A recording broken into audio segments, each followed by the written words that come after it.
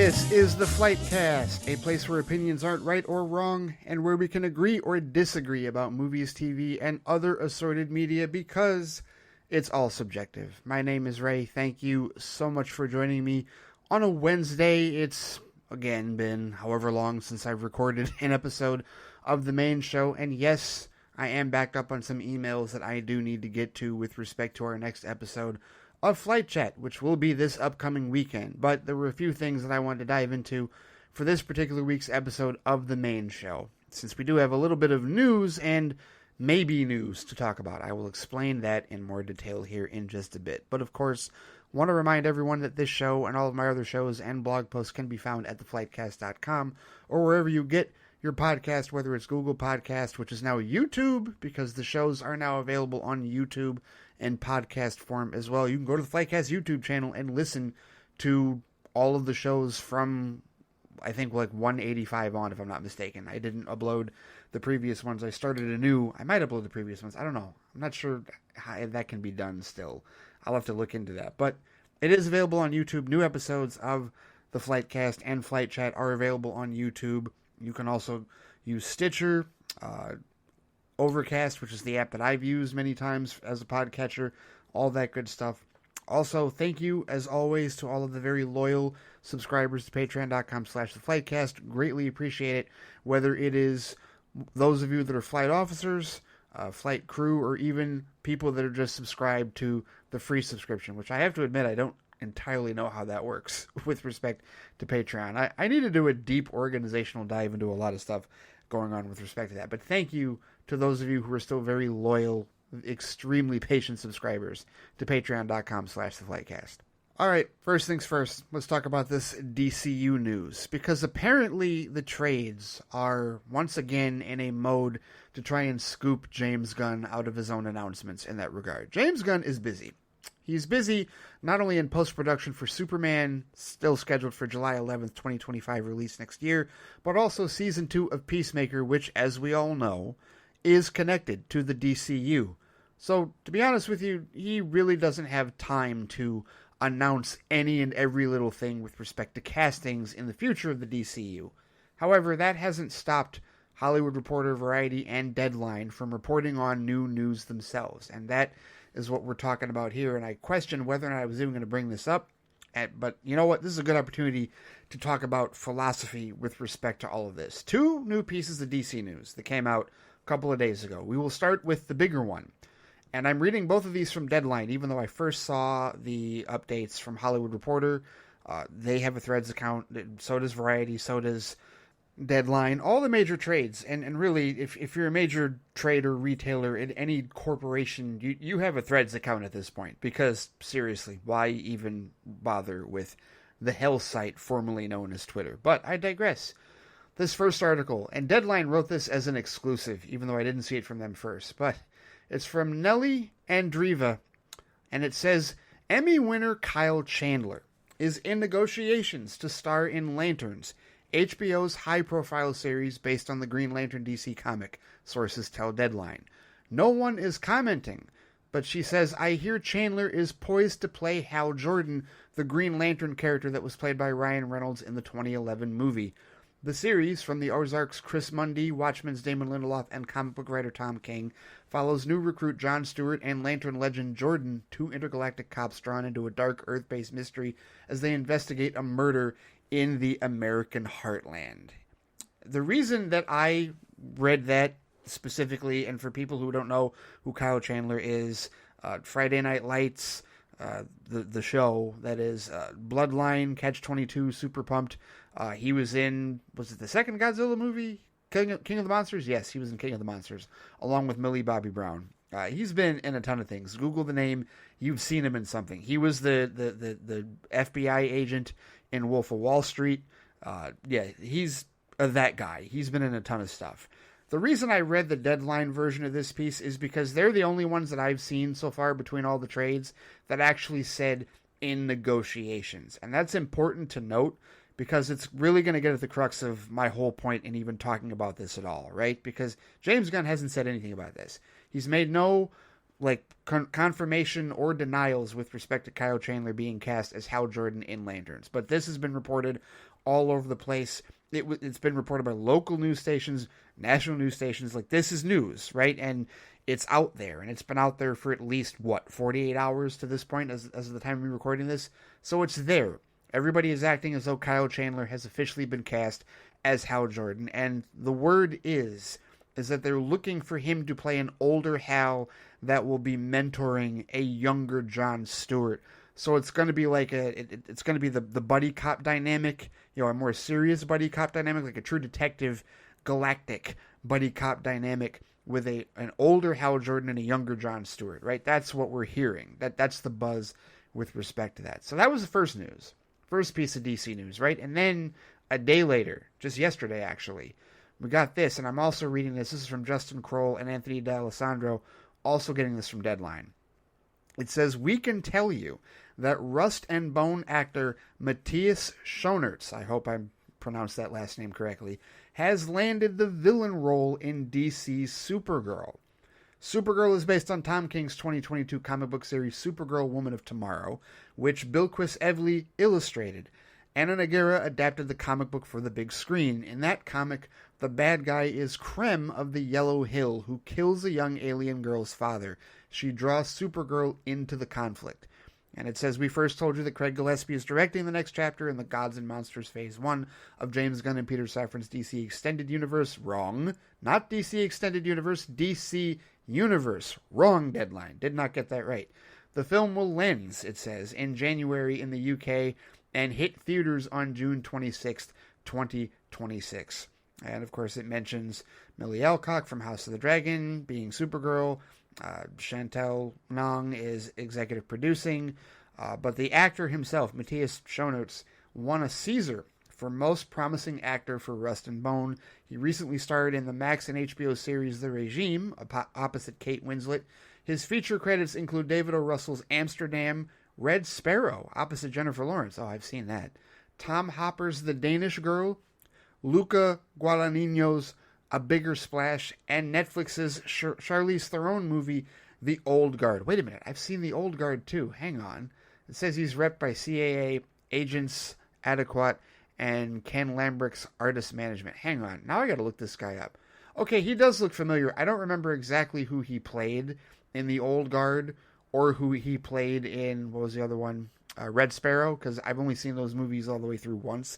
And it's been a couple of years, to be honest with you. The Old Guard was a pandemic movie, a pandemic era movie, if you will. I remember Scott and we talked about that movie along with Greyhound and Palm Springs on Apple TV Plus and Hulu, respectively, at that time when everybody was still shuttered and couldn't go to the movie theaters in that regard. But either way, so that's what they're reporting, right? And this is another piece of news, right? The fact that the Supergirl movie has a villain officially cast. Another piece of news that has not been confirmed or denied by James Gunn. Now, I bring all that up to say this. Here's the deal. My stance on this, if you saw me post about the Kyle Chandler news on Threads, you know what my stance on this is. I wait for official confirmation from James Gunn, not a second sooner. I do. And that is my position on this with respect to any news, any casting, anything that has to do in terms of developments for the DCU. Because I've been burned too badly. 8 years, people.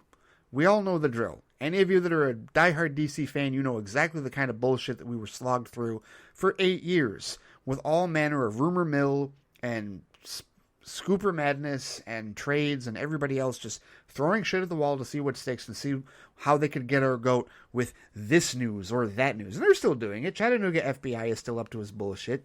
Jeff Snyder, right? And Daniel RPK is still up to his ridiculousness and his Patreon grifting. The scooper madness hasn't gone away. They're still doing their bullshit, right? And the trades aren't always right either. That being said, even though I do not trust 100% fully either of these announcements, either Kyle Chandler as Hal Jordan or the Matthias Schoenaerts as the villain for Supergirl, I will say this. The fact that James Gunn has not confirmed or denied anything tells us that there is some smoke. And that goes back to what I said in the first article, the Deadline reporting about Kyle Chandler, the fact that they said in negotiations. Now, we've been through this before. I've talked about this because last year or earlier this year, whenever it was, when Nicholas Hoult, when that article first came out, that he was in talks to be Lex Luthor in Superman, right? In talks, okay? That means there's smoke. That means there is a discussion. That means there are negotiations. Now, look, negotiations can fall through. Things can absolutely not happen. And that can certainly be the case with either of these projects. Because make no mistake, ladies and gentlemen, James Gunn's first priority is Superman and Peacemaker Season 2. It's not Lanterns, and it's not Supergirl. It's the beginnings of the DCU. Okay, Creature Commandos at this point is the more important project. Because the DCU hasn't launched yet. We have seen nothing. We have seen ne'er a teaser. We've seen a teaser for Creature Commandos. That is it. We have seen ne'er a teaser nor trailer for Superman. We've seen nothing for Peacemaker Season 2. We've only seen set photos from either one of those productions. So we are still waiting for the DCU to officially launch. But you know how fans are. You understand that we are rampantly impatient. So any news about Lanterns, any news about Supergirl, yes, we're going to latch on to that, right? Because we must know everything and we must know it now, right? The fan impatience, which is downright sickening and ridiculous at times, absolutely rears its ugly head here. We don't need to know this shit. We don't. Why do we need to know that Kyle Chandler is Hal Jordan now? How long will it be before we see Lanterns? First of all, as I've said many times already, and as I'm sure a few of you, at least a number of you, will agree with me, Superman needs to succeed first, right? The Superman movie that kicks off the DCU needs to be a success first. Because if that isn't a success, then the DCU is dead before it even starts in that regard, right? So all manner of energy, all manner of efforts hinging on the success of that film first, right? Even with Creature Commandos, right? Creature Commandos, animated show that technically starts things off, but that's on Max. There's not even nearly as much pressure on that show as there is on the Superman film. The Superman film must succeed, right? So why are we so bothered with a slate? Why are we so bothered with news?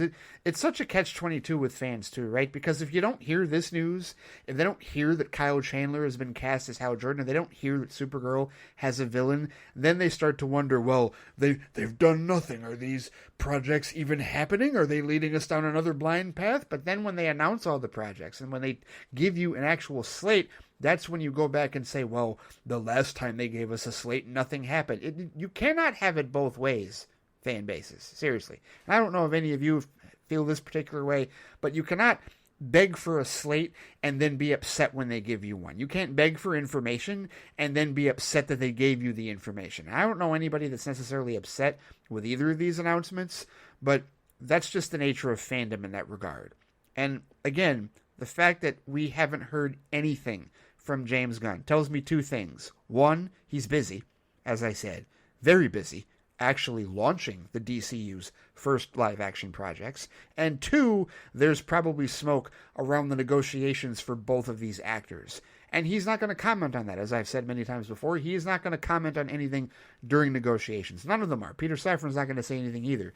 That Chantel Nong and anybody else involved with DC Studios isn't going to say shit as long as negotiations are on the table in that regard, right? That's where we're at. And quite honestly, as DC fans, I mean, come on, the Penguin just started, the Penguin just launched, which, by the way, if you want to hear my thoughts on the Penguin, you can absolutely slide over to squadcastmedia.com. DC TV Squadcast has been rebirthed by myself and Scott, my podcast brother from over there, and we are talking about the Penguin on a weekly basis. The first review of episode 1 After Hours is up on that website, just as an aside, right? Just wanted to throw that out there. Meant to mention that earlier. But I bring that up here to say that we as DC fans, we got enough to pay attention to. We have a new Penguin series. We got Creature Commandos on deck, right? In between that, we got Season 4, the fourth and final season of Superman and Lois. And then the DCU is going to officially launch theatrically next year with Superman. So the idea that we're so worried about Lanterns or we're so worried about Supergirl developments seems really silly if you're somebody that is really worried about it. But people that... the one thing I did see, saw people that are like, how come James Gunn won't say anything about this? How come he won't confirm or deny? Well, I just told you why. Because there's probably smoke behind the both of these. And while I am legitimately unwilling to embrace either of these 100% as, oh, this is happening until he says something, the fact of the matter is they're inching closer to being 100% than they are to not being anything in that regard, right? Otherwise, he would have debunked them. Otherwise, he would have said something. If Deadline and Hollywood Reporter and Variety were completely blowing smoke up our ass with either of these announcements, he would have said something. He would have debunked them. The fact that he didn't tells us that there's at least a negotiation occurring. So I'm willing to go 60 to 75% maximum, but I will not go a full 100%. I will not. Not until he officially confirms this, because anything can happen. Anything can drop at the bottom of a hat. And I'm not hoping for that. I'm not rooting for that. I do want these castings to go through if that is who the DC Studios brass wants for these projects, but I don't need to go all the way with respect to, oh yeah, this is happening, that is happening. No, sorry, the last 8 years have burned me too badly. They really have. I don't need to trust anybody implicitly unless the head boss actually says so. And so I'll wait for his confirmation. But I'm also patient with respect to that. I can be a very patient fan with respect to getting 100% confirmation. You want to talk about speculation like, oh, it's this, oh, it's that. That's your business. But for me, I'll wait until 100% official word. For now, I'll just say there's smoke. There's absolutely smoke between these two announcements. And I don't have an issue with whatever they're doing because I'm trusting the creative teams. I'm trusting what they're going to do. I'm trusting in the creative freedom for these teams, right? Let me know when there's a teaser. Let me know when there's a trailer. Let me know when there's some details, some more details that we can like chew on and speculate over and have some discussions about. Until then, part of me is kind of irritated that like Deadline and Hollywood Reporter and the trades are just so starved for our attention that they gotta, grab whatever they've got and dangle it like a carrot in front of us, right? Like we're just not the most impatient people on the planet. I don't like that. It is what it is. It's part of the business, right? And Boris Kit was the source of this, and Hollywood Reporter. So these are like the more trusted sources, if you will, within the trades. Not the trades are perfect because they've certainly screwed up before, but these are the more trusted sources that are saying this, right? So there's at least smoke there. All right, fine. I don't know why you needed, was it that slow of a week? I guess it was. We just had to drop that out there, had to throw that out there. Okay, whatever. I'm just waiting for Creature Commandos and Superman at this point. That's where I'm at. I don't need, and again, I'm in the middle of watching The Penguin, and I got Superman and Lois season 4, and I still got to get caught up on season 3 before I watch season 4, especially with all the craziness that is allegedly happening in season 4. So that's where I'm at with it. If you guys want to go for broke and get all excited or speculate whatever you want, that is your business. It's all subjective. But for me, I wait for 100% confirmation from James Gunn. Until then, this could all not happen. Seriously, both of these could fall flat on their face. I'm not saying they will. I'm not rooting for them to do so. But until it's actually confirmed by the head man, James Gunn himself, and or Peter Safran as well, then it's just not quite at the finish line. That's where I'm at with it. So we'll see what happens. We'll see where it goes. But we got plenty of other stuff to deal with before we even get to either Lanterns or the Supergirl movie in that regard, which also reminds me, I got to read Woman of Tomorrow at some point before that movie comes out. But we got a ways to go, and we have definitely some more DC content and comic content in general to consume before even getting to those projects. And to that end, yesterday Marvel Studios did release the first teaser trailer for Thunderbolts, and this is a hefty teaser trailer. This is like over 3 minutes, over 3 minute long teaser trailer. This is a trailer, but it is a teaser trailer because it's not giving too much in the way of story beats. It's just giving you a general idea of what's going on and what characters are involved, right? And it definitely starts off with, I guess, what is considered the most popular of the characters. So many people are Florence Pugh fans, and look, I have nothing against Florence Pugh. I am not anti-Florence Pugh whatsoever. I just haven't seen a ton of her work. I've seen her in Black Widow, and I've seen her in Oppenheimer. That's about it. No, I have not seen Midsommar. I know it's messed up. It's crazy. It'll ruin me for days. I'll watch it at some point. It's on the list. You know how the list goes. Okay, fine. There's a bunch of other things, Don't Worry, Darling, and other movies I think that she's been in that I have not watched. She's got that new one with Andrew Garfield that's coming out, right? I'm not like a Florence Pugh super fan. I know so many people online are like, oh my god, Florence Pugh, oh my goodness, let me drink her bathwater. Yes, there's creepy shit. Like people that like just love Florence Pugh. Okay, fine. Whatever. The creepy shit's not fine, not at all. But if you're a Florence Pugh super fan and you're really excited, like, the most for her in this film, it's all subjective. That's your business. But for me, it doesn't do a whole lot. I look at this trailer, and I don't have quite the meh reaction to this. First of all, it is a teaser trailer. I'm not expecting the world from a teaser trailer, especially not the very first one, right? You're going to give us some footage. You're going to give us an idea of the tone. You're going to give us an idea of the characters and introduce us to everyone that's in it. All the characters that we've seen already, right? U.S. Agent, Ghost from Ant-Man and the Wasp, Valentina De Fontaine, the Julia Louis-Dreyfus character that has made a couple of appearances now in the TV shows and in the movies, right? Or Wakanda Forever, is that the only movie she's been in to this point? I think so, right? Yelena, of course, and her father, Red Guardian, right? David Harbour's character, we see him. We see Bucky in this trailer. Yes, most certainly. Taskmaster, no idea if it's the same actress that played her in Black Widow. Don't know. Either way, this teaser trailer does look cool, but I will be completely honest with you. This just looks like it's going to be Marvel Studios' version of Suicide Squad. I don't have an issue with that because I do enjoy the Suicide Squad, and I like both versions of the Suicide Squad. Whether it is the bastardized studio version of David Ayer's original film that I do still like, but still I'm hoping to see the Ayer cut at some point, or if it's James Gunn's version, which I still think to this day, right now, is still the best comic book film he's made. Yes, I do think it's better than all three of the Guardians of the Galaxy movies that he made, including the third one, which I really enjoy. I own all of them, so it's whatever. But the thing about this is, looking at Thunderbolts, looking at this trailer, it just looks like it's an MCU version of the Suicide Squad. How would this universe tackle such a concept? So I don't expect that we're going to see a whole lot of, uniqueness, if you will. This is going to fit in the MCU sandbox. And I don't have an issue with the MCU sandbox, obviously. I partake in the MCU tone and, style, if you will, on a regular basis. I have seen all 34 MCU movies at the theater. You can't say that I don't enjoy them. But, when I'm comparing what they do on a large scale to something like James Gunn's The Suicide Squad, there's going to be some visual cues, there's going to be some things, some tonal shifts, some tonal settings, if you will, that we're just not going to see here, right? If you think about some of the visual stuff, like with the title cards, and remember the sequence with Harley and the flowers in the hallway and all that stuff, we're not going to see that in Thunderbolts. We just aren't, right? At least I don't get the impression, because Marvel doesn't really do that. I mean, here and there they might have some sequences that are a little kind of psychedelic and, not necessarily break the fourth wall, but, a little more colorful and a little more artistic.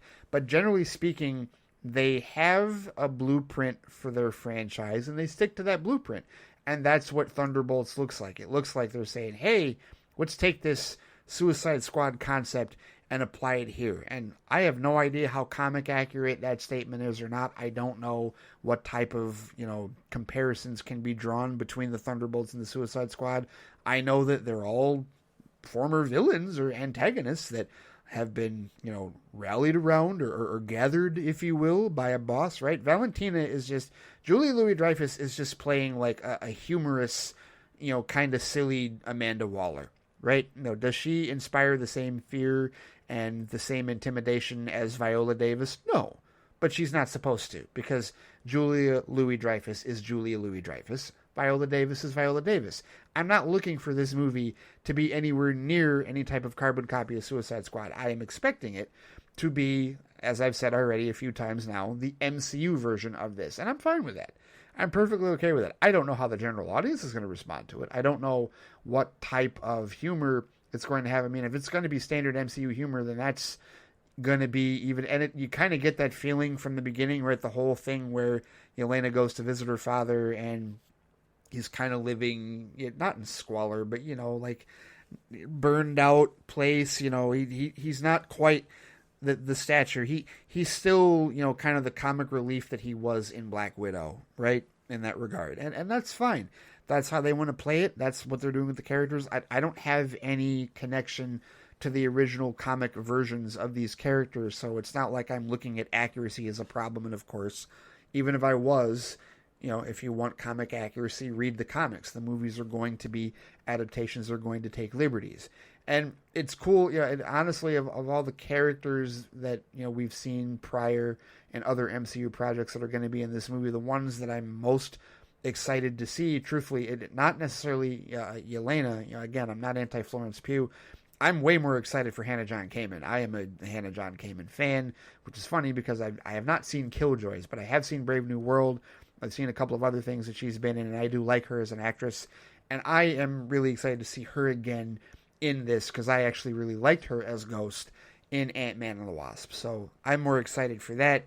Bucky, of course, because seriously, Sebastian Stan has done a fantastic job with that character all the way through the Captain America films and into the Falcon and the Winter Soldier, and it's going to be cool to see him here in whatever role he's playing as Bucky. I don't know much about this new guy, Sentry, right? This brand new person.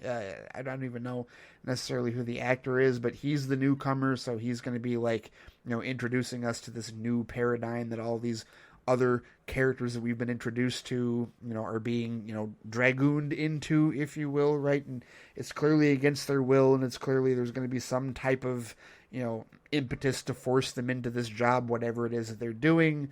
And I don't mind any of that. I mean, it does look like it's shot darker. Like, to me, this looks like it's going to be closer to the tone of the Black Widow or, the ultimate predecessor, Captain America, the Winter Soldier, the ultimate template, I should say, because Black Widow is absolutely the poor man's version of Captain America, the Winter Soldier, which is not an insult. It's actually a compliment. It does a really good job of nerfing a good amount of the structure of the best MCU movie made to date, in my opinion, subjectively speaking, right? And this looks like it's going to be in the same vein as that. And I'm fine with that. Perfectly fine with that. And if they decide to go a little deeper with respect to, plot lines and with respect to character development, great. Fantastic. It's not like the MCU can't do that. It most certainly has done that at times. It just hasn't done that all the time, right? It's not necessarily consistent with that. Again, from a subjective standpoint. But no, this teaser trailer looks cool. It does. It looks cool. We'll see what type of artistic license they take, and we'll see what type of Suicide Squad comparisons it truly draws with respect to what the characters do, with respect to the story, and with respect to the tone. But yeah, this is a fine teaser trailer, right? This is coming out, May of next year, right? The Marvel slate for next year gets a little bit busier, somewhat back to normal, if you will. We've got 3 films, right? We've got this. We've got Fantastic Four, which comes out 2 weeks after Superman in July. And, of course, before any of this, in February, we will have Captain America Brave New World, which we've already seen some stuff with that, right? So, it seems like maybe a more serious year, if you will, for Marvel's Cinematic Universe projects. We'll see. Fingers crossed. I wouldn't mind that. I wouldn't mind that for sure. But, yeah, not a bad teaser trailer. I'm good with it. I'm definitely more than meh on the trailer. I already have my expectations on what I'm going to see, and I'm probably going to enjoy it more than likely. Because again, I've enjoyed the vast majority of the MCU films to this point. And maybe more importantly, I own all of the MCU films that have been physically released in physical form to this point. In fact, I'm waiting. They released the artwork for Deadpool and Wolverine, right? They're releasing 2 different steelbooks for this, right? And of course they want us to buy both. They're doing the same thing they did with Wakanda Forever. Remember when they released Black Panther Wakanda Forever, they released a Wakandan steelbook that had Shuri on the cover, and then they released a Talokan steelbook. I believe it's Talokan, that's the name of the people, right? Namor's people, that had Namor on the cover, right? And they're like, oh, buy both, collect them all. No, I bought the Wakandan one because I favor the Wakandan, so that's the one that I own. And in this case, if you haven't seen it with respect to the steelbook images, I know a number of you have. They haven't released a pre-order date for this yet, and I'm just waiting for that because it's going to get pre-ordered immediately, and I'm going to have to strike quickly because I know that these are going to sell pretty fast among us collectors.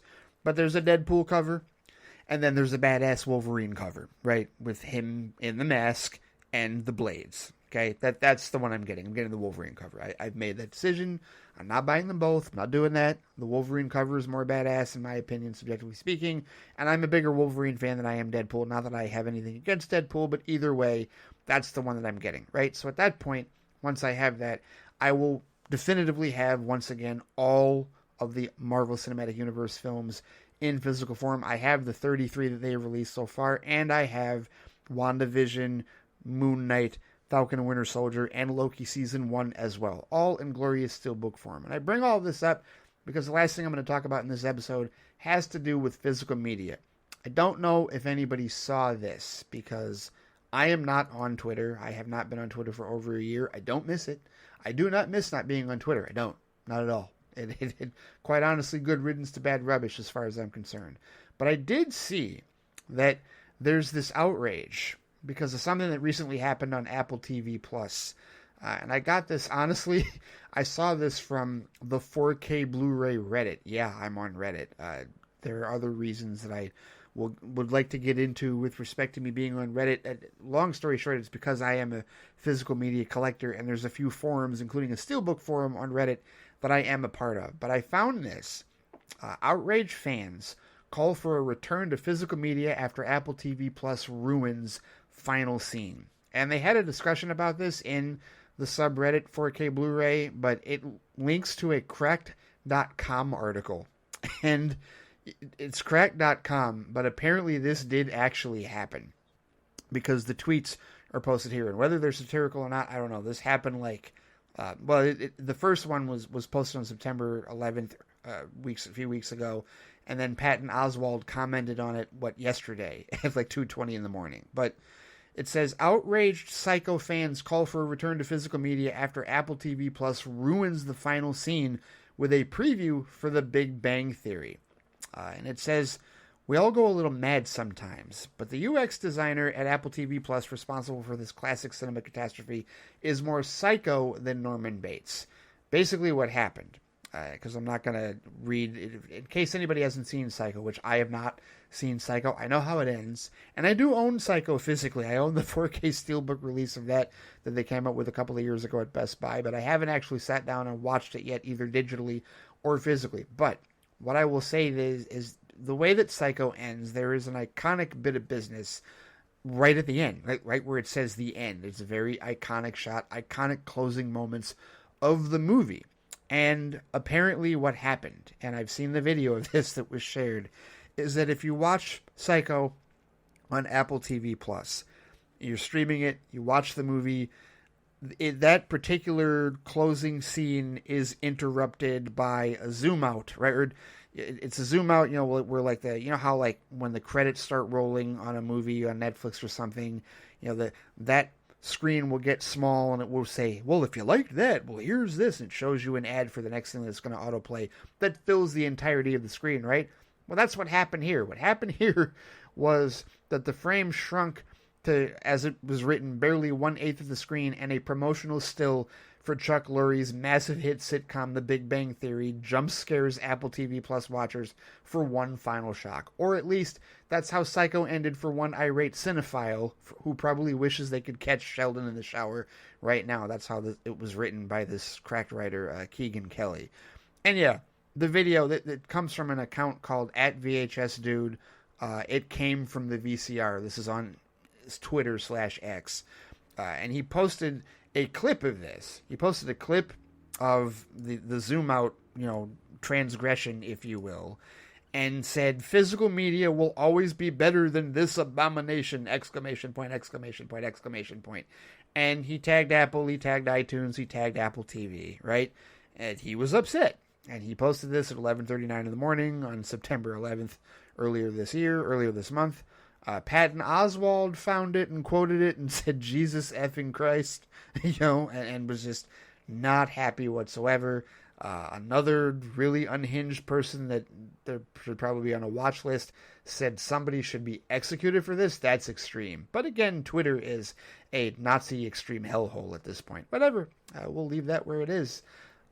And more people, like the synagogue. Imagine you're watching Psycho for the first time and this is how it ends. Yeah, there's just a lot of angst and a lot of, anger over this. And the reason I'm talking about it is because, for over the years, I've definitely been someone that has been, kind of a proponent of the digital age, the streaming age, right? The streaming wars, if you will. And I read articles and people still think that Peacock and Paramount Plus and all these other studios should quit, and admit defeat and just get rid of their apps. And these people still are not smart enough on either side, whether they're executives at these studios or whether they're writers and people that are watching the situation unfold. They're still not smart enough to understand that Peacock and Paramount Plus and all these streaming apps that they think are failures are channels on the digital platforms, and you don't get rid of a channel. That'd be like getting rid of NBC or CBS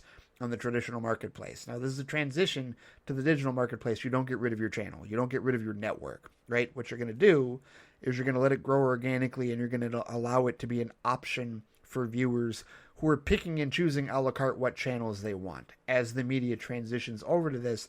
Because let's not act like cable hasn't suffered. Let's not act like broadcast TV hasn't suffered. This idea that we're just always going to stick with the traditional marketplace the way that it always has been over coaxial cable is farcical at this point. We're moving towards Ethernet. That's still happening, right? It seemed like it was happening a lot faster because of the pandemic, but now it's slowed down a bit. It's kind of peaked in this regard. But yeah, point is, I've been a proponent of this. I have been pro-streaming, but under no circumstances does that mean that I have abandoned physical media. I most certainly have not. I have quite an extensive physical media collection, and it's for reasons like this. Now, truthfully, this is a minute reason, the idea of an ending of a movie completely being ruined by promotional material for another show that the app wants to push you to. That's a kind of a minor transgression, in my opinion. I realize that fans of Alfred Hitchcock and fans of the movie Psycho are absolutely beg to differ with me on that, and they think this is absolutely egregious. And I understand. I still don't think anyone should be executed for it. That's extreme. The FBI should put that person on a watch list who said that.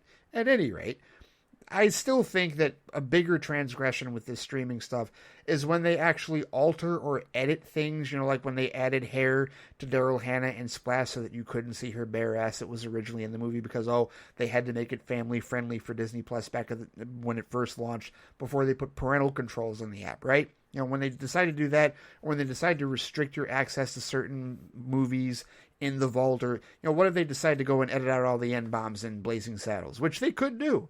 They could do at some point. They have the rights to do that digitally. Well, that would be bullshit. And that's another reason why when the collector's edition of Blazing Saddles releases later this year, I'll be getting a copy because I already have it pre-ordered because they're putting out in 4K Ultra HD, and they're releasing a Steelbook collector's edition that I have to get from overseas, but I am totally getting it because I want to be able to watch the true, uncut, unaltered version of Blazing Saddles whenever the hell I want. And I'm going to be able to do that, right? When I get this particular copy and own it in physical form. Because once you have it in physical form, they cannot alter that. They cannot change that. They cannot take that away from you. And it's a perfect reason to still embrace physical media. But it's not either or, right? It's not an us or them proposition. You can still stream. You can still have access, subscribe to Netflix or Apple TV Plus or Disney Plus or whatever it is, right? And still own movies physically, right? I can watch the MCU on Disney Plus whenever I want. I can also watch it physically on my Xbox Series X whenever I want, right? If I want better picture quality, because yes, it is going to be better picture quality than streaming, right?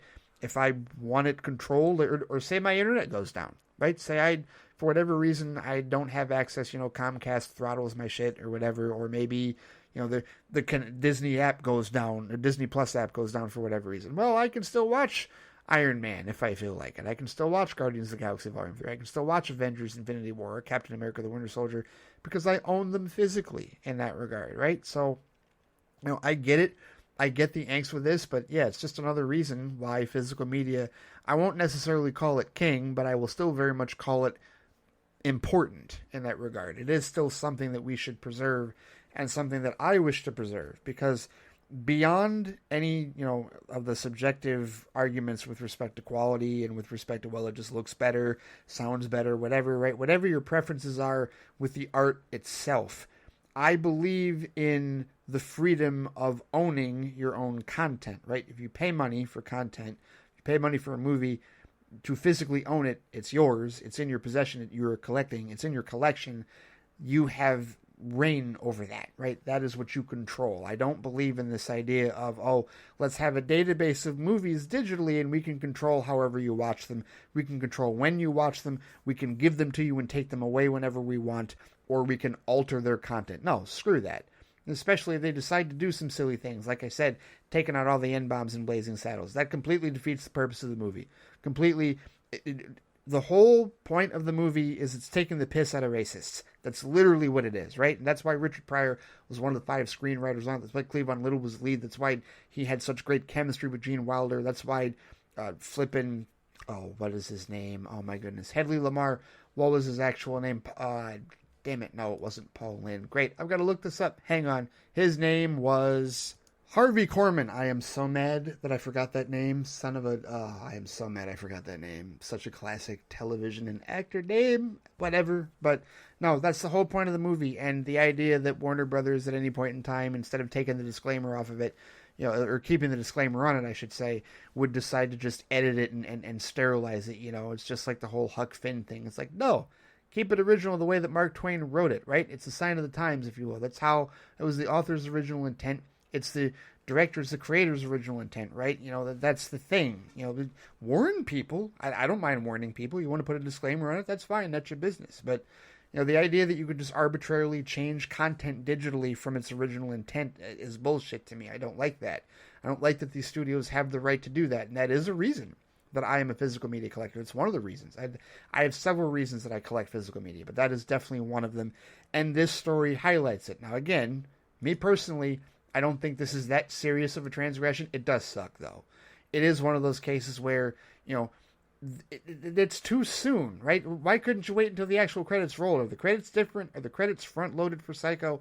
I'll find this out eventually when I watch it. But now, clearly, I'm not going to stream it. Clearly, I'm going to pull the disc that I have on my shelf, and I'm going to watch it that way for the first time all the way through ever, right? Because I don't want the ending to be ruined for me as I get caught up in the story, hopefully, in that regard, right? But, yeah, it's... I get people's outrage. I get people being upset over it, and it's just another reason why, again, I can absolutely be a proponent for access with digital media and for, ease of access with respect to streaming, but there are still some things that the corporations and the studios are going to do that are just going to screw with the environment, going to screw with the experience that, probably would lead me and many others to still buy physical media in that regard. Yes, totally.